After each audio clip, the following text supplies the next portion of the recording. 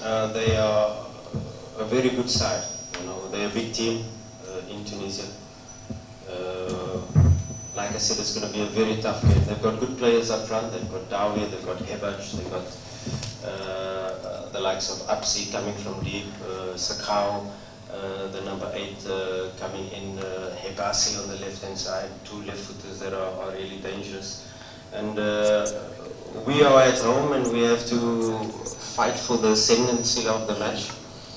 We have to try to impose our style on the match.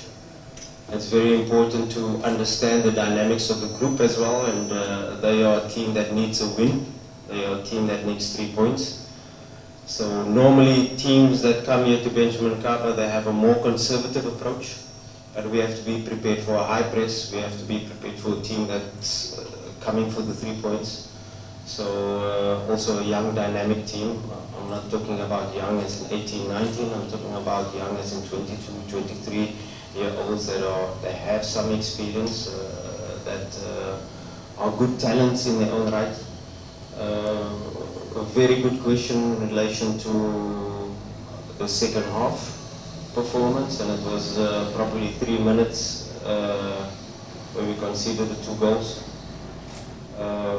And we've, of course, as coaches, if you look at the FC Bravos match, a flawless first half, 0 shots against coming into our box. We could have played with the centre back in the goals in the first half against Bravos, and within the first 3-4 minutes of the second half, we conceded a penalty.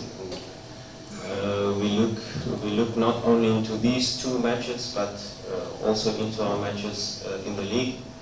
Where we've had similar patterns, and what could be the reason for that. Of course, as technicians, you go into all details to be able to find the reason and try to put mechanisms in place so that you can start the second half as you play the first half.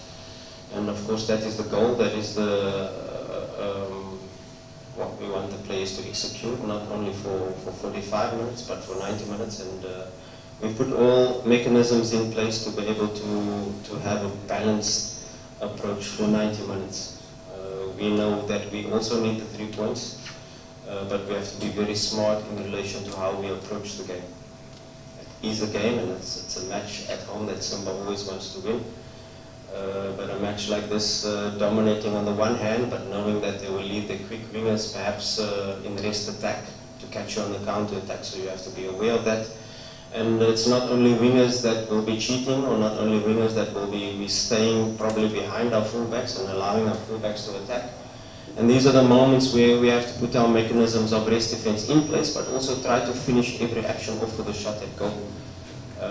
So it's very important how we approach this match, very aware of all their possibilities and how they are going to set up.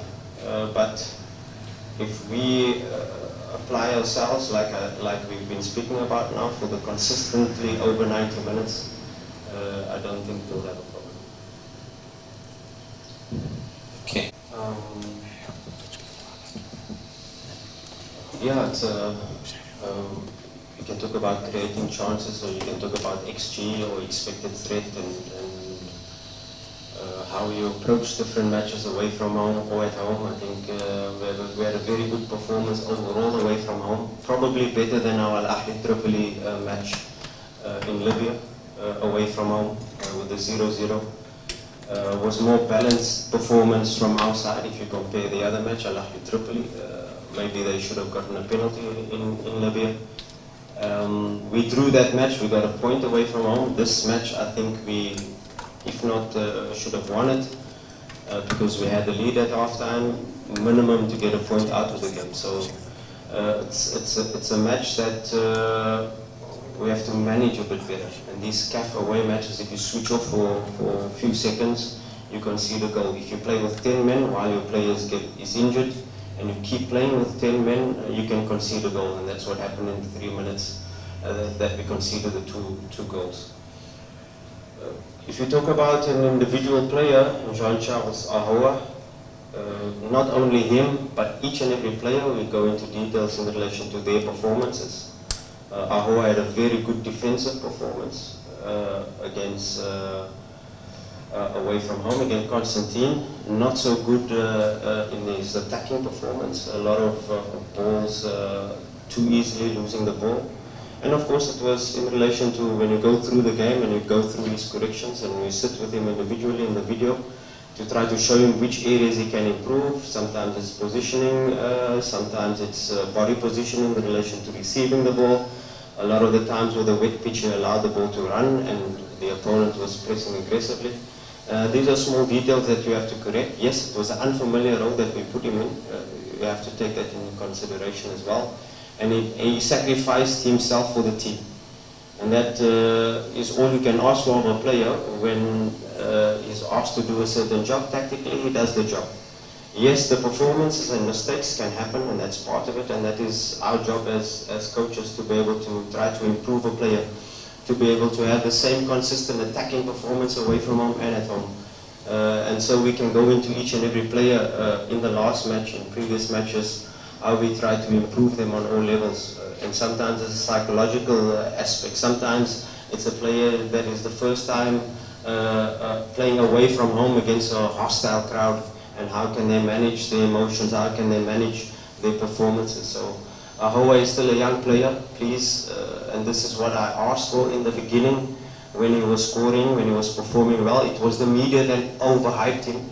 And now for a young player like this to carry Simba on his shoulders, please, it's asking too much. Let's allow the player to grow, let's allow the player to make mistakes, let's allow the player to improve. And he's a player with huge potential and a huge ability, and still has not reached even 60–70% of his full potential. So it's our job to be able to get the best out of these type of young players, and we shouldn't forget that 15 new players coming into Simba Sports Club this season, a big club, and now asking them to perform week in, week out, away from home, at home.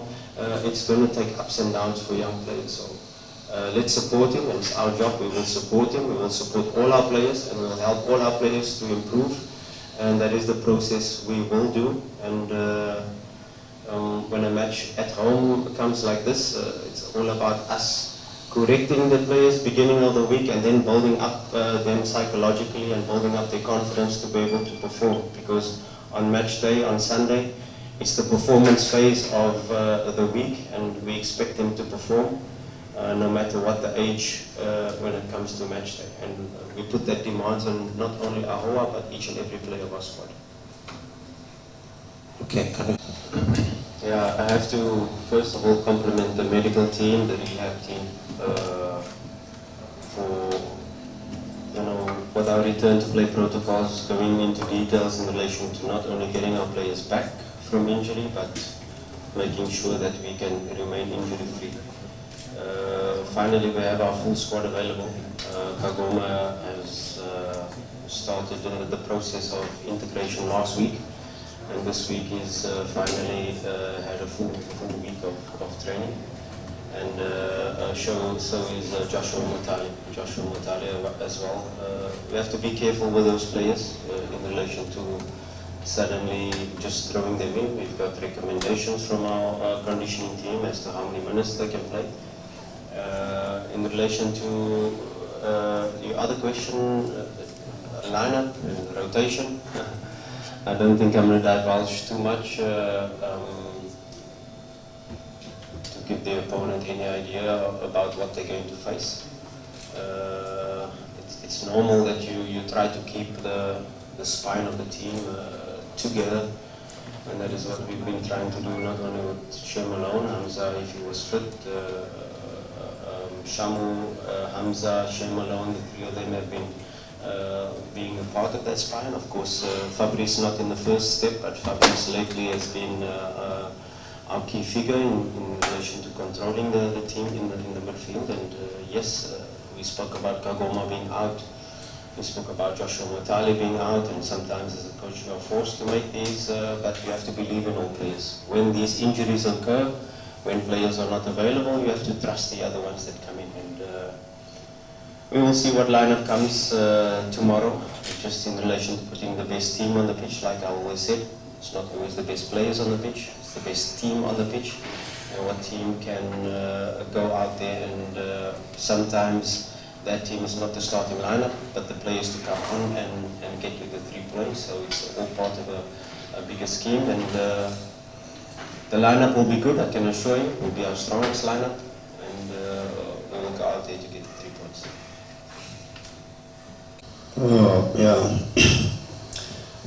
First of all, I really want to thank the coach, the technical staffs, for giving me the opportunity to play and to show my talent.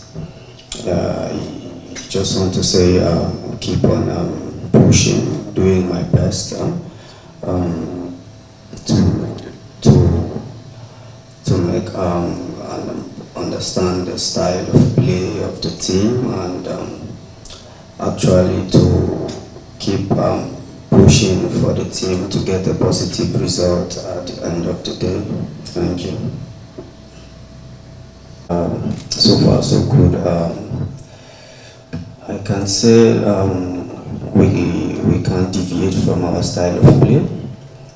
We have been really training so far so good to bring a positive outcome in tomorrow's game, and I think we have to take the fight to them and make sure we get the maximum point at the end of the game.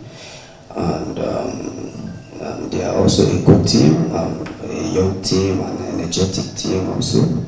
But we have to focus on our style of play and get the maximum 3 points at the end of the day. Yeah, like I said, we have been training so far. We have focused on our tactical play we're going to use tomorrow against our opponent. And I so much believe in my players, my colleagues, that tomorrow we're gonna get the 3 points. Sure, we're gonna get the 3 points. We have no excuse about it. Thank you. Okay, I believe there's some who have questions.